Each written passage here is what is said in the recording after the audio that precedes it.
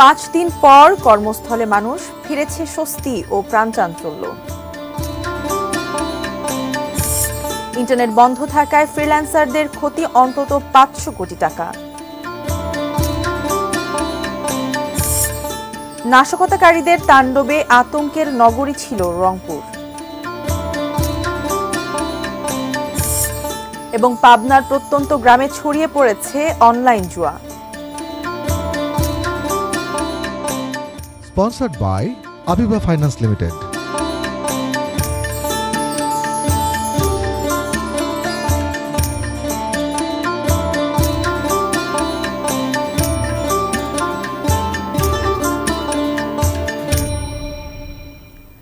দেখছেন এটি নিউজ। সারা দেশের সর্বশেষ খবরাখবর নিয়ে এটি নিউজের নিয়মিত আয়োজন দেশের খবরে আপনাদের আমন্ত্রণ জানাচ্ছি আমি মারিয়া শিমু। শুনছিলেন সংবাদ শিরোনাম, এবারে বিস্তারিত। রাজধানীর বাইরেও খুলেছে অফিস, আদালত, ব্যাংক ও দোকানপাট। চলছে গণপরিবহন। ফিরেছে স্বস্তি ও প্রাণচাঞ্চল্য। প্রতিনিধিদের পাঠানো তথ্য ছবিতে ডেস্ক রিপোর্ট। কারফিউ শিথিলের পর গার্মেন্টস কারখানা খুলে দেয়া হয়েছে সাভার শিল্পাঞ্চলে। ফিরে এসেছে কর্মমুখর পরিবেশ। আমরা চাই যে কোনো যৌক্তিক আন্দোলন অবশ্যই হোক, কিন্তু সেটা অর্থনীতিকে সচল রেখে। গাজীপুরেও কাজে যোগ দিতে শুরু করেছেন কর্মজীবী মানুষ। শিল্প কারখানা ও শ্রমিকদের নিরাপত্তার জন্য সেনাবাহিনী, বিজিবি, পুলিশ, র্যাব সার্বক্ষণিক টহল দিচ্ছে। নির্বিঘ্নে যাতে গার্মেন্টস শ্রমিকরা কাজ করে উপার্জন করতে পারে এবং আমাদের দেশের অর্থনৈতিক চাকাকে সচল রাখতে পারে, সেজন্য আমরা তাদেরকে সর্বাত্মক সহযোগিতা করে যাচ্ছি। কারফিউ শিথিলে নারায়ণগঞ্জে খুলেছে শপিং মল, মার্কেট, দোকানপাট, বিপণী বিতানেও বেড়েছে ভিড়। চট্টগ্রামে খুলেছে ব্যাংক। সাম্প্রতিক নাশকতার অভিযোগে এ পর্যন্ত 300 জনকে আটক করেছে জেলা পুলিশ। মামলা হয়েছে 11টি। সতর্ক অবস্থায় আইন শৃঙ্খলা বাহিনী। আমরা যে কোনো মূল্যে বাংলাদেশের সন্ত্রাসী কর্মকাণ্ডের শিকড় তুলে ফেলব এবং বাংলাদেশকে সেই সুন্দর বাংলাদেশ বিনির্মাণে সহায়তা করবে, এই হবে আমাদের জেলা চট্টগ্রাম জেলা পুলিশের অঙ্গীকার। ফেনীতে কারফিউ শিথিলের সময় ঢাকা চট্টগ্রাম মহাসড়কে গণপরিবহন ও পণ্য পরিবহন অনেকটাই স্বাভাবিক। আমরা কাঁধে কাঁধ মিলিয়ে একসাথে কাজ করতে, যে কারণে আমাদের এই যে সাপ্লাই লাইন যেটা, এটা আমরা এখনো আমি মনে করি যে নিরবিচ্ছিন্নভাবে আমরা নিরাপদ রাখতে সক্ষম হয়েছি। ব্রাহ্মণবাড়িয়ায় সার্বিক পরিস্থিতি স্বাভাবিক হতে শুরু করেছে। সড়ক মহাসড়কে যানবাহনের চাপ বেড়েছে। রাজশাহীতে চলছে গণপরিবহন। নগরীর সড়কে মানুষ ও যানবাহনের চাপ বেড়েছে। খুলনায় ব্যাংক, অফিস, দোকানপাট খোলায় জনমনে ফিরেছে স্বস্তি। জিনিয়া ইসলাম, ডেস্ক রিপোর্ট, এটিএন নিউজ। কয়েকদিন ইন্টারনেট বন্ধ থাকায় ব্যাপক ক্ষতির মুখে পড়েছে আউটসোর্সিং ব্যবসায়। গ্রাহক হারানোর ভয়ে চোখে মুখে চিন্তার ভাঁজ তাদের। ক্ষতির মুখে ই কমার্স ব্যবসায়ীরাও। রাজীব সরকারের ক্যামেরায় স্বপন আহমেদের প্রতিবেদন। কোটা সংস্কার আন্দোলনের নামে ইন্টারনেট ডাটা সেন্টারে আগুন দেয় গত 6 দিন ধরে বন্ধ থাকে সব ধরনের ইন্টারনেট সুবিধা। এতে ব্যাপক ক্ষতির মুখে পড়েছে আউটসোর্সিং এবং ই কমার্স ব্যবসায়ীরা। সবচেয়ে বেশি ক্ষতিতে পড়েছেন বিভিন্ন ক্যাটাগরিতে কাজ করা ফ্রিল্যান্সাররা। বিদেশি গ্রাহকদের সাথে যোগাযোগ করতে পারেননি তারা। কারণ দীর্ঘ 15 বছর ধরে যে আমি যে প্রোফাইলটা তৈরি করেছি, সেই প্রোফাইলটা কিন্তু একটা বাজে একটা রেটিংয়ের ভিতর দিয়ে যাচ্ছে, যে আমরা ফ্রিল্যান্সাররা কমিউনিকেট করতে পারছি না, বা কমিউনিকেশনে আমাদের স্কোরিং খারাপ। সেক্ষেত্রে পরবর্তীতে যখন আমরা কোনো কাজ পেতে যাব, তখন দেখা যাবে প্রোফাইলটা বাজে রেটিং হওয়ার কারণে আমরা কিন্তু নতুন কোনো কাজ পাচ্ছি না। খুব সম্ভবত আমরা একটা ক্লায়েন্টকে আর পাবো না, কারণ ভিয়েতনাম আছে, ইন্ডিয়া আছে, এরা আউটসোর্সিংয়ে, ফ্রিল্যান্সিংয়ে আমাদের থেকে অনেক এগিয়ে আছে। ক্লায়েন্ট যখন আপনার কাছ থেকে সার্ভিস পাবে না, ডেফিনেটলি তারা অন্যদিকে সুইচ করবে। বাংলাদেশ ফ্রিল্যান্সার ডেভেলপমেন্ট সোসাইটির চেয়ারম্যান তানজিবা রহমান বলেন, ইন্টারনেট সংকটে সম্ভাবনাময় খাতে তৈরি হতে পারে জটিলতা। অর্থনৈতিক ক্ষতি তো আছেই, সাথে অন্য দেশের সাথে প্রতিযোগিতাতেও অনেকটাই পিছিয়ে যেতে পারে এই খাত সংশ্লিষ্টরা। প্রায় $10.5 লক্ষ ফ্রিল্যান্সার আছে। প্রত্যেকটা ফ্রিল্যান্সারের জন্য মিনিমাম $50 থেকে কিন্তু $350 উপরে পার ডে আমাদের লস হচ্ছে। আমরা যেহেতু সামনে কাজ পাবো না, তখন কিন্তু এই প্রসিডিওরটা রেগুলার বেস তখন আমাদের জন্য তৈরি হয়ে যাবে। যেটা স্বল্প মেয়াদী জানা ক্ষতি হবে, তার থেকে দীর্ঘমেয়াদী ক্ষতি হবে। ই কমার্স ব্যবসায়ীরা মনে করেন, ইন্টারনেট চালু হওয়ার সাথে সাথেই ক্ষতি পুষিয়ে উঠতে তাদের বেশি সময় লাগবে না। অর্থনীতি দাঁড়িয়ে থাকে বেসিক কোনো একটা ভ্যালু প্রপোজিশনের কারণে। সো এই ভ্যালু প্রপোজিশনটা উবে চলে যায় না। এরপরে যখন ইন্টারনেট ফিরবে, আবার অল্প অল্প করে ই কমার্স অর্ডার শুরু হবে এবং আস্তে আস্তে বাড়তে থাকবে। Swapan Ahmed, ATN news, Dhaka. Quota সংস্কার আন্দোলনে শিক্ষার্থী আবু সাঈদের মৃত্যুতে উত্তাল হয়ে ওঠে রংপুর নগরী। পরিকল্পিতভাবে ভাঙচুর ও আগুন দেয়া হয় থানা, আওয়ামী লীগ, ছাত্রলীগ অফিস সহ সরকারি কার্যালয়। নাশকতাকারীদের টানা 3 দিনের তাণ্ডবে আতঙ্কের নগরীতে পরিণত হয় বিভাগীয় শহরটি। মনিরুজ্জামানের ক্যামেরায় রংপুর প্রতিনিধি শাহরিয়ার মিমের তথ্য ছবিতে ডেস্ক রিপোর্ট। কোটা সংস্কার আন্দোলনে বেগম রোকেয়া বিশ্ববিদ্যালয়ের সমন্বয়ক আবু সাঈদ 16 জুলাই মঙ্গলবার পুলিশের গুলিতে প্রাণ হারান। তারপর থেকে টানা 3 দিন দুষ্কৃতিকারীদের পরিকল্পিত তাণ্ডবে ত্রাসের নগরী হয়ে ওঠে রংপুর। সেই হামলা, ভাঙচুর, আগুনের ক্ষত শহর জুড়ে প্রকট। 16 জুলাই বেগম রোকেয়া বিশ্ববিদ্যালয় ক্যাম্পাস ও শাপলা চত্বর, 18 জুলাই তাজহাট থানা, নবাবগঞ্জ পুলিশ ফাঁড়ি, উপপুলিশ কমিশনারের কার্যালয়, জেলা পরিষদ, কমিউনিটি ও সমবায় মার্কেট এবং মহানগর আওয়ামী লীগ ও ছাত্রলীগ অফিস ভাঙচুর ও অগ্নিসংযোগ করা হয়। তার পরদিন পুড়িয়ে দেওয়া হয় জেলা পরিবার পরিকল্পনা অফিস। এমন নাশকতার সঙ্গে কারা জড়িত, তদন্তে নেমেছে আইনশৃঙ্খলা রক্ষাকারী বাহিনী। শীর্ষ কর্মকর্তারা বলছেন, শিক্ষার্থীদের আন্দোলনের সুযোগে ঢুকে পড়ে ভিন্ন মতের রাজনৈতিক দলের চিহ্নিত সন্ত্রাসীরা। ব্যক্তিগতভাবে উপস্থিত থেকে জ্বালাও পোড়াওয়ের একেবারে সামনে সারিতে থেকেছে। জামাত, বিএনপি এবং জাতীয় পার্টির অঙ্গ সংগঠনের লোকজনকে আমরা সামনে দেখেছি। আমরা একেবারে আইনানুগ সর্বোচ্চ ব্যবস্থা এটি নিব, প্রফেশনাল ওয়েতে নিব এবং অতি দ্রুততার সাথে নিব। এর সাথে যারা জড়িত তাদেরকে আমরা গোয়েন্দা নজরদারির ভিতরে রাখছি। তথ্য সংগ্রহ চলমান রয়েছে। সিসিটিভি ফুটেজ ও গোয়েন্দা তথ্য থেকে বিভিন্ন রাজনৈতিক দলের বেশ কজন সন্দেহভাজন নেতাকর্মীকে গ্রেপ্তার করেছে মহানগর পুলিশ। অবশ্যই চূড়ান্ত আইনগত ব্যবস্থা আমরা গ্রহণ করব। আমাদের কাছে অনেক ফুটেজ রয়েছে, আমাদের বাহিনীর সমূহের কাছে ফুটেজ রয়েছে, এগুলো সব পর্যালোচনা করা হচ্ছে। র্যাব, পুলিশ, বিজিবি ও সেনাবাহিনীর সদস্যরা কঠোর অবস্থানে রয়েছেন। রংপুরের গুরুত্বপূর্ণ স্থানগুলোয় বসানো হয়েছে নিরাপত্তা চৌকি, বাড়ানো হয়েছে টহল। চন্দন পাল, ডেস্ক রিপোর্ট, এটিএন নিউজ। পূর্ব পরিকল্পনার অংশ হিসেবেই ছাত্র আন্দোলনকে সরকার পতনের আন্দোলনে বিএনপি জামায়াত রূপ দিতে চেয়েছিল বলে দাবি করেছেন গোয়েন্দারা। আর তাই কোটা সংস্কার আন্দোলনে ছাত্রদের পাশাপাশি দুটি দলের নেতাকর্মীদের ছিল সক্রিয় অংশগ্রহণ। বাকিটা জানাচ্ছেন সাব্বির আহমেদ। কোটা সংস্কারের দাবিতে চলতি মাসের শুরু থেকেই চলছে শিক্ষার্থীদের আন্দোলন। 15 জুলাই এই আন্দোলনে সহিংস ঘটনা ঘটে। 18 জুলাই সারা দেশে শিক্ষার্থীদের কর্মসূচি কমপ্লিট শাটডাউন। এই কর্মসূচি চলাকালেই শুরু হয় ভাঙচুর, জ্বালাও পোড়াও সহ নানা সহিংস ঘটনা। আন্দোলনের নামে মেট্রো রেল, পদ্মা সেতু, এক্সপ্রেসওয়ে, টোল প্লাজা, সেতু ভবন, দুর্যোগ ব্যবস্থাপনা অধিদপ্তর, বিটিবি সহ গুরুত্বপূর্ণ নানা স্থাপনায় অগ্নিসংযোগ ও ভাঙচুর চালানো হয়। এই বিশেষজ্ঞের কাছে প্রশ্ন ছিল, যারা এমন ধ্বংসযজ্ঞ চালিয়েছে তারা কিভাবে এত দ্রুত সংগঠিত হলো? এসব হামলা কি পূর্ব পরিকল্পনার অংশ? কারণ যারাই নাশকতাটা করবে তারা দীর্ঘদিন এই প্ল্যানটা করছিল, তারা একটা সুযোগের অপেক্ষায় ছিল। তারপর একটা জ্বালাচ্ছে, তাদের ক্ষোভের প্রকাশ। এটা স্বৈরাচার বিরোধী আন্দোলন কিংবা পরবর্তীতে গণতান্ত্রিক আন্দোলন সবকিছুতে দেখেছি, কিন্তু এবার কিন্তু সেটা না। আপনার হামলা হয়েছে টার্গেট করে। মেট্রো রেলে, পদ্মা সেতু কোন জায়গা থেকে নিয়ন্ত্রিত হয়, তারপরে আপনি কোথাও দেখবেন যে এইটা আক্রান্ত হয়েছে, এই ভবনটা আক্রান্ত হয়েছে, মাঝখানেরটা হয়নি, পরেরটা আক্রান্ত হয়েছে। তারপরে বিটিভি। গোয়েন্দাদের দাবি, ছাত্রদের কাঁধে বন্দুক রেখে দেশে সরকার পতনের পায়তারা চলছিল। আর এতে সরাসরি বিএনপি ও জামাতের শীর্ষ হাইকমান্ডের নির্দেশনা ছিল, যার তথ্য প্রমাণ রয়েছে তাদের কাছে।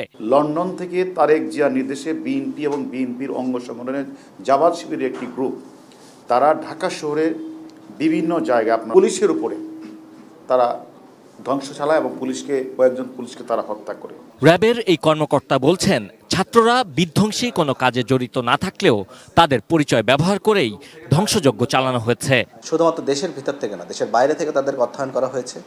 দেশের বাইরে থেকে বিভিন্ন রাজনৈতিক যে শক্তিগুলি আছে তাদের ব্যানারে যারা নেতৃস্থানীয় পর্যায়ে যারা রয়েছেন তাদের মাধ্যমে বিভিন্ন সামাজিক যোগাযোগ মাধ্যম, ইউটিউব এবং বিভিন্নভাবে যে সামাজিক যে মাধ্যমগুলি রয়েছে সেখান থেকে তাদেরকে উদ্বুদ্ধ করা হয়েছে এবং তাদেরকে একটা সরকার পতনের দিকে, একটি রাষ্ট্রবিরোধী কাজের দিকে তাদেরকে ধাবিত করা হয়েছে, যাদের মাধ্যমে তাদের রাজনৈতিক স্বার্থ হাসিল করাই একমাত্র তাদের উদ্দেশ্য ছিল।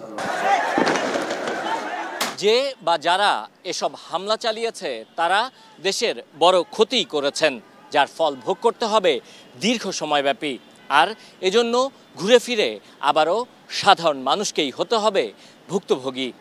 Sabbir Ahmed, ATN news, Dhaka. আবারও ফিরছি দেশের পরিস্থিতির দিকে। টানা 5 দিন বন্ধ থাকার পর আজ খুলনার মার্কেটগুলো খুলেছে, স্বস্তি ফিরেছে নগরীতে। বিস্তারিত জানিয়েছেন প্রতিনিধি পলাশ চন্দ্র ঢালী। টানা কয়দিন দোকানপাট সবকিছু বন্ধ এবং স্থবির থাকার পরে আজকে কিন্তু খুলনার যে সকল মার্কেট সব কিন্তু মার্কেটে কিন্তু বেশ মানুষের সমাগম হয়েছে এবং সাধারণ যে সকল ক্রেতা বিক্রেতা তাদের কিন্তু আজকে মাঠে অনেকটাই দেখা যাচ্ছে।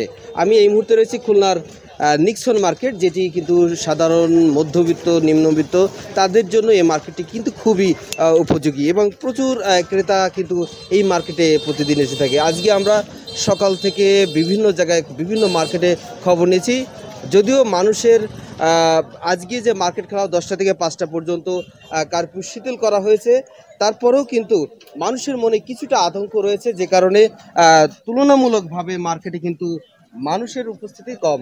বিক্রেতারা এসেছে কিন্তু তারা যেটি বলছে যে এখনো পর্যন্ত কিন্তু কাস্টমারের দেখা কিন্তু নাই, যে কারণে এই যে গত কয়দিন একটানা কারফিউর কারণে বন্ধ থাকায় ব্যবসায়ীরা যথেষ্ট বিপাকে পড়েছিল এবং একই সাথে যে সকল ক্রেতা যারা বাসা থেকে বের হতে পারেনি তারাও বিপাকে ছিল, যে কারণে এই যে কয়দিন বাদে আজকে কারফিউ যেহেতু 10টা থেকে 5টা পর্যন্ত শিথিল রয়েছে, এই অবস্থায় কিন্তু বেশ গত কয়েকদিনের তুলনায় কিন্তু খুলনার পরিস্থিতি অনেকটাই স্বাভাবিক। এখন পর্যন্ত খুলনার নিক্সন মার্কেট থেকে আমার কাছে এতটুকুই তথ্য ছিল। ধন্যবাদ। এদিকে রংপুরে স্বাভাবিক হতে শুরু করেছে জনজীবন। জাহাজ কোম্পানি মোড় থেকে শহরের সার্বিক পরিস্থিতি জানিয়েছেন প্রতিনিধি শাহরিয়ার মিম। রংপুরে সকাল 9টা থেকে বিকেল 5টা অবধি কারফিউ শিথিল রয়েছে। এই সময়টুকু আমরা শহরের গুরুত্বপূর্ণ স্থানে কিন্তু প্রশাসনিক যে নজরদারি সেটি কিন্তু আমরা দেখতে পেরেছি। আমার কাছে নতুন যে তথ্যগুলো রয়েছে, রংপুর মেট্রোপলিটন পুলিশের পক্ষ থেকে আমাকে বলা হয়েছে যে সেখানে কিন্তু 2টি থানার দায়ের করা প্রায় 8টি নাশকতার মামলায় এখন পর্যন্ত গেল 6 দিনে কিন্তু 90 জনেরও বেশি গ্রেপ্তার হয়েছে এবং গত 24 ঘন্টায় প্রায় 20 জন কিন্তু গ্রেপ্তার হয়েছে প্রায় 8টি নাশকতার মামলায়। সব কিছু মিলে রংপুরে যে শিক্ষার্থীদের আন্দোলন এবং আন্দোলন পরবর্তী যে শিক্ষার্থীদের আন্দোলনের মাঝে আসলে ভিন্ন মতের বিভিন্ন মানুষের যে দুর্বৃত্তদের যে হামলা, সেটি কিন্তু প্রশাসনের পক্ষ থেকে বলা হয়েছে। এই হামলায় কিন্তু রংপুরের বহু স্থাপনার ক্ষয়ক্ষতি হয়েছে। রংপুরে আজকের অবস্থা আমরা স্বাভাবিক দেখতে পাচ্ছি। গেল 3 দিনও কোনো অপ্রীতিকর ঘটনা রংপুরে আমাদের চোখে পড়েনি। আজ আমরা দেখতে পেরেছি যে ব্যাংকিং কার্যক্রম চালু ছিল, সেই সঙ্গে অফিস চালু ছিল এবং সেই সঙ্গে মানুষ কিন্তু তাদের যে জরুরি প্রয়োজনের তাগিদে কিন্তু ঘরের বাইরে বের হয়ে তারা তাদের কার্যক্রম কিন্তু করছিল। আর রংপুরে ইন্টারনেট সেবা এখনও ব্যাহত রয়েছে। জরুরি যে দপ্তরগুলো রয়েছে, সরকারি ভবন এবং প্রয়োজনীয় যে ব্যাংক এবং প্রতিষ্ঠানগুলো, সেখানে কিন্তু নেট সীমিত পরিষেবা দেওয়া হয়েছে। তো এই ছিল রংপুর থেকে আমার কাছে কারফিউ পরিস্থিতির পরবর্তী সর্বশেষ অবস্থা। এবারে অন্য প্রসঙ্গ। প্রত্যন্ত গ্রামে ছড়িয়ে পড়েছে অনলাইন জুয়া। বেটিং সাইটের এজেন্টরা প্রবাসী অবস্থা সম্পন্ন পরিবারের তরুণদের টার্গেট করে জুয়ার ফাঁদে ফেলে নানা অপরাধে জড়িয়ে ফেলছে। বিদেশে অর্থ পাচার ও সাধারণ মানুষকে সর্বশান্ত করার অপকর্ম চলছে প্রকাশ্যেই। মিলন মাহমুদের ক্যামেরায় সহকর্মী রিজভি জয়ের অনুসন্ধানী প্রতিবেদন। পাবনার সুজানগর উপজেলার মহব্বতপুর গ্রামের সদ্য এসএসসি পেরোনো কিশোর রাসেল মণ্ডল 9ম শ্রেণীতে পড়ার সময় ক্রিকেট পাগলে রাসেলকে টার্গেট করে বেটিং সাইটের এজেন্ট মোহাম্মদ আলী জীবন। টাকা ধার দিয়ে খুলে দেয় অ্যাকাউন্ট। অভিযোগ, গত 2 বছরে কিশোর রাসেলকে প্রলুব্ধ করে কয়েক লাখ টাকা জুয়ায় খাটিয়েছে জীবন। তার মাথায় এখন 2 লাখ টাকার ঋণ। টাকা শোধে তার উপরে চলে মানসিক নির্যাতন। এক পর্যায়ে রাসেল চুরি করে মায়ের গহনা। আমি তো আইপিএল এ ম্যাচ বলবো, আমি বললাম যে আজকে হায়দ্রাবাদ জিতবে, মানে এরকম আমি বলছিলাম।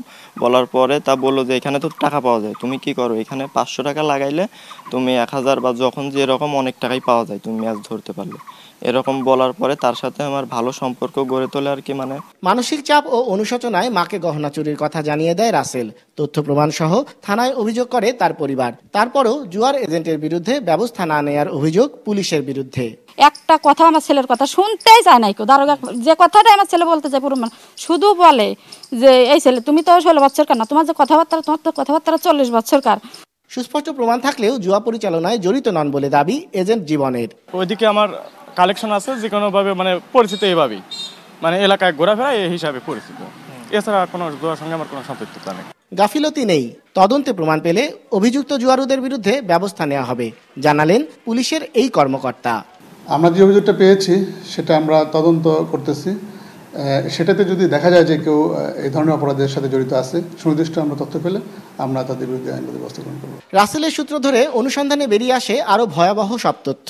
কেবল নাজিরগঞ্জ ইউনিয়নেই বিভিন্ন মোবাইল ব্যাংকিংয়ের মাধ্যমে প্রকাশ্যে সক্রিয় অন্তত 10 জন অনলাইন জুয়ার এজেন্ট। এদের প্ররোচনায় নিঃস্ব অনেকেই। টাকার নেশা তো সবচাইতে বড় নেশা। কেউ যদি 2 টাকা জেতে তাহলে তো সে আরও 2 টাকা জিততেই চায়। যত টাকা লাগাবে তার চাইতে 2 গুণ দিবে, 3 গুণ দিবে, 4 গুণ দিবে, 5 গুণ দিবে। টাকা লোভে হচ্ছে এগুলো খেলে। আমরা সাধারণ মানুষ হিসাবে এটা সুষ্ঠু একটা প্রতিকার চাই। ভুক্তভোগী এই মানুষেরাই বলছেন পাবনা জেলা জুড়ে সক্রিয় 200-এরও বেশি অনলাইন জুয়ার এজেন্ট। তাদের আগ্রাসন রুখতে প্রশাসনের কঠোর পদক্ষেপ চান তারা। রিজভি জয়, এটিএন নিউজ, পাবনা। দর্শক, ইন্টারনেট সেবা নিয়ে কথা বলছেন তথ্য প্রযুক্তি প্রতিমন্ত্রী জুনায়েদ আহমেদ পলক। আমরা সরাসরি চলে যাচ্ছি সেখানে। যে ভিসা পেলে তারা অন্য দেশে অর্থাৎ প্রতিবেশী দেশে যে হয়তো সেখান থেকে আউটসোর্সিং করবে, আমার কাছে এরকম একটা তথ্য আছে যে একদল চাচ্ছে যে হয়তো নেপালে গিয়ে সেখান থেকে আউটসোর্সিং করবে 20 জন বা 30 জন গ্রুপ নিয়ে। যে তো আমি তাদেরকে আশ্বস্ত করছি আজকে যে আমরা সরকারের পক্ষ থেকে আমরা কিন্তু খুব আন্তরিকতার সাথে চেষ্টা করছি বেসরকারি খাতকে সাথে করে নিয়ে, যে যাতে আজকে রাত থেকে আমরা ব্রডব্যান্ড কানেক্টিভিটিটা আমরা আসলে পুনঃস্থাপন করতে পারি এবং ঢাকা চট্টগ্রামের বাইরেও বিভাগ এবং জেলা শহর সহ সারা দেশে, যাতে করে আসলে ইন্টারনেট নির্ভর হয়ে গেছে আমাদের সবকিছুই, আমাদের ব্যবসা বাণিজ্য, আমদানি রপ্তানি, অর্থনৈতিক কর্মকাণ্ড, স্বাস্থ্যসেবা, শিক্ষা, সবকিছুই কিন্তু আমরা আসলে ইন্টারনেট নির্ভর হয়ে গেছি। এমনকি 30 লক্ষ আমাদের স্মার্ট মিটার, প্রিপেইড গ্যাসের লাইন, পানির লাইন, সেগুলো ইন্টারনেট নির্ভর। মাননীয় প্রধানমন্ত্রী জননেত্রী শেখ হাসিনা, আপনারা জানেন যে যেই ক্রেডিট ছিল সেই ক্রেডিটটা কিন্তু বাড়িয়ে উনি 2 দফায় বাড়িয়ে 1000 থেকে 2000, তারপরে 3000, এভাবে কিন্তু বাড়িয়ে, যাতে করে তারা সেই সংযোগটা বিচ্ছিন্ন না হয়। তো আমি আবারও অনুরোধ করব সবাইকে যে আমরা সকলেই যেন একটু সহনশীল থাকি, ধৈর্যশীল থাকি এবং এই পরিস্থিতিটা দ্রুত স্বাভাবিক পর্যায়ে আনার জন্য আমরা সকলের কাছেই অনুরোধ করব সরকারকে সহযোগিতা করার জন্য। কারণ আমাদের যে ডেটা সেন্টারটা পুড়িয়ে দিয়েছে সন্ত্রাসীরা অগ্নিসংযোগ করে, যত কিলোমিটার আমাদের ফাইবার অপটিক্যাল কেবল পুড়িয়ে দিয়েছে, এবং তারপরেও আমরা কিন্তু চেষ্টা করেছি সেনাবাহিনীর সহযোগিতায়, পুলিশ, র্যাব, আইন শৃঙ্খলা রক্ষাকারী বাহিনীর সহযোগিতায় আমাদের সেগুলো মেরামত করে পুনঃস্থাপন করে আবার ইন্টারনেটের সংযোগটা দেওয়ার। তো আমরা আশা করছি যে আজকে রাতের মধ্যে আমরা আমাদের পরীক্ষামূলকভাবেই সারা দেশে ব্রডব্যান্ড কানেক্টিভিটি আমরা চালু করতে পারবো এবং কালকে সারাদিন ওয়ার্কিং ডে। আমরা আশা করছি যে কালকে সারাদিন পর্যবেক্ষণ করে আমরা এটাকে কিভাবে স্থায়ীভাবে আমরা ইন্টারনেটটাকে সচল রাখতে পারি তার জন্য সার্বিক চেষ্টা আমরা চালাচ্ছি। তবে সবশেষে আমি সবাইকে অনুরোধ করব, বিশেষ করে আমাদের সাংবাদিক বন্ধুদের মাধ্যমে, সংবাদ মাধ্যমের মাধ্যমে, যে সত্য মিথ্যা যাচাই আগে ইন্টারনেটে শেয়ার পড়ে। আমরা কোনো একটা ছবি বা ভিডিও বা কোনো একটা উস্কানিমূলক বক্তব্য শুনে বা দেখেই যাতে আবেগপ্রবণ হয়ে আমরা কোনো প্রতিক্রিয়া না দেখাই, আমরা যেন সেই তথ্য উপাত্ত বা বক্তব্যটা একটু যাচাই বাছাই করে তারপরে যেন প্রতিক্রিয়াটা দেখাই। অবশ্যই যদি কোনো কিছু ঘটে সরকার বলবে, আমাদের মূলধারার গণমাধ্যম আছে, তাদের মাধ্যমে আপনারা জানতে পারবেন।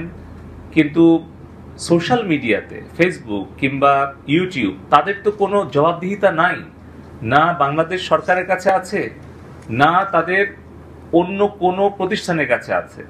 এই ফেসবুক, টিকটক, তারা তাদের যে প্রাইভেসি সেটিংস কিংবা পলিসি গাইডলাইন যেগুলো দিয়ে রাখে, এগুলো একেবারেই তারা নিজেরাই মানে না। আপনারা খেয়াল করে দেখেন তারা কিন্তু এক এক দেশের জন্য এক এক ধরনের আচরণ করে। মিয়ানমারে যখন রোহিঙ্গা মুসলমানদেরকে নির্মমভাবে হত্যা করে পাঠিয়ে দিল, সেটা কি জন্য ঘটলো? একটা মিথ্যা ধর্ষণের কাহিনীটাকে কেন্দ্র করে সেখানে একটা গণহত্যা চালালো মিয়ানমারে। তার প্রেক্ষিতে কিন্তু আজকে প্রায় 12-14 লক্ষ শরণার্থী আমাদের বাংলাদেশে আমাদেরকে আশ্রয় দিতে হয়েছে বছরের পর বছর। আপনারা দেখেছেন যে কিভাবে এই যে ইউক্রেন রাশিয়ার যুদ্ধকে কেন্দ্র করে বিভিন্ন ধরনের অপপ্রচার হচ্ছে, সেই বিষয়ে তাদের এক ধরনের অবস্থান। আপনারা দেখছেন যে যখন ইসরায়েল এই ফিলিস্তিনিদের উপরে অমানবিক হামলা এবং যে হত্যাযজ্ঞ চালাচ্ছে নিরীহ নারী শিশুদের উপরে, সেখানে এই ফেসবুক বা অন্যান্য যেগুলো সোশ্যাল মিডিয়া প্ল্যাটফর্ম আছে তাদের ভূমিকাটা কি? তার মানে তারা কিন্তু বিভিন্ন দেশে বিভিন্ন ধরনের ভূমিকা নেয়। অথচ আমরা দেখছি যে আমাদের এখানে যখন র্যাবের গাড়ি ভাঙচুর করছে, পুলিশের গাড়ি ভাঙচুর করছে, পুলিশকে প্রকাশ্যে সন্ত্রাসীরা হত্যা করছে, সেই ছবিগুলো ভিডিওগুলো ছড়িয়ে দিয়ে আর উস্কানিকে ছড়িয়ে দেওয়া হচ্ছে, অথচ সেগুলো ব্লক করা হচ্ছে না। যেই গ্রুপগুলো থেকে দেশের বিরুদ্ধে এই ষড়যন্ত্রমূলক তথ্য উপাত্ত ভিডিও, এই ধরনের হত্যাকাণ্ডের ভিডিও, এই ধরনের ভয়ানক যেগুলো একটা শিশু বা কোনো একজন অসুস্থ রোগী দেখলে তারা কিন্তু ক্ষতিগ্রস্ত হতে পারে মানসিকভাবে, শারীরিকভাবে, সেই কন্টেন্টগুলোকেও আমরা বিটিআরসি থেকে বারবার বলা পরেও ব্লক করছে না, এগুলোকে ছড়িয়ে দিচ্ছে। এমনকি সেই কন্টেন্ট বুস্ট করছে দেশের বাইরে থেকে, লন্ডন থেকে, আমেরিকা থেকে, কানাডা থেকে, অস্ট্রেলিয়া থেকে। কোটা সংস্কারের দাবিতে আন্দোলন, কারফিউ ও সাধারণ ছুটিকে কেন্দ্র করে গেল এক সপ্তাহ পুরোপুরি অচল ছিল রাজধানী। সরকারি বেসরকারি সহ সব অফিস আদালতের পাশাপাশি বন্ধ ছিল শপিং মল ও দোকানপাট, বন্ধ ছিল ইন্টারনেট। এ সময়ের মধ্যে ঢাকা সহ বিভিন্ন এলাকায় ঘটে গেছে ভয়াবহ সহিংসতা। এই সহিংসতা নিয়ে গভীর উদ্বেগ জানিয়েছে জাতিসংঘ। সেই সাথে সেনাবাহিনীর টহলে ইউএনের দেয়া সাঁজোয়া যান ব্যবহারে কড়া বার্তা দিয়েছে সংস্থাটি। কি সেই বার্তা জানাচ্ছেন এসআই রাজ।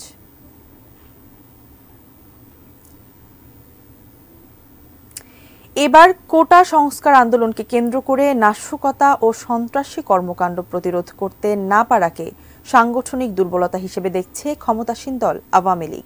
এ বিষয়ে ক্ষুব্ধ আওয়ামী লীগের শীর্ষ নেতৃবৃন্দ। উদ্ভূত পরিস্থিতিতে দলীয় নেতাকর্মীদের নিয়ে আত্মসমালোচনামূলক সভাও করেছে টানা 4 বারের ক্ষমতাসীন দলটি।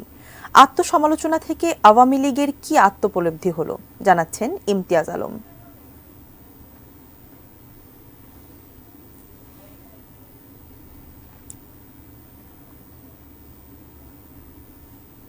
সাগরে নিম্নচাপের কারণে নদীর পানি বৃদ্ধি পাওয়ায় বরিশাল নগরী সহ জেলায় 50টি গ্রাম প্লাবিত হয়েছে।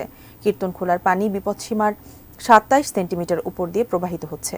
বরিশাল পানি উন্নয়ন বোর্ড জানায়, নগরীর চরবদনা, পলাশপুর, রসুলপুর, বরিশাল সদর উপজেলার লামচুরি, চরবাড়িয়া, চরমোনাই, নলচল চর, কাউয়া সহ নদীর দুপাশের সব গ্রাম প্লাবিত হয়েছে। এতে পানিবন্দী হয়ে পড়েছেন কয়েক হাজার মানুষ। এদিকে কীর্তনখোলা নদীর পানি বিপদসীমার 27 মিটার উপর দিয়ে প্রবাহিত হচ্ছে। বরিশাল অঞ্চলের প্রায় সব নদ নদীর পানি বিপদসীমার উপর দিয়ে প্রবাহিত হচ্ছে।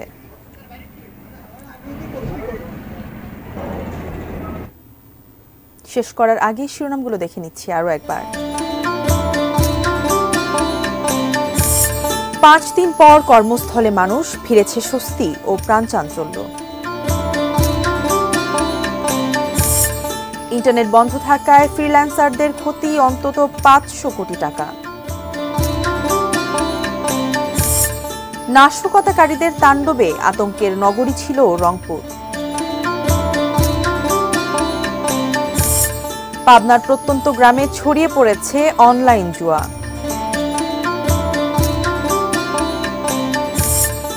বরিশাল নগরী সহ জেলায় 50টি গ্রাম প্লাবিত। এবং এবার বাড়তি পানির বিপদে নাটোরের পাট চাষিরা। Sponsored by Abiba finance limited. দেশের খবর আজ এ পর্যন্তই। এটিএন নিউজের সব খবর জানতে ভিজিট করুন www.atnnews.tv.com। এছাড়া চোখ রাখুন এটিএন নিউজের ইউটিউব ও ফেসবুক পেজে। কাল আবারও দেখা হবে একই সময়। সে পর্যন্ত সঙ্গে থাকুন, দেখতে থাকুন এটিএন নিউজ।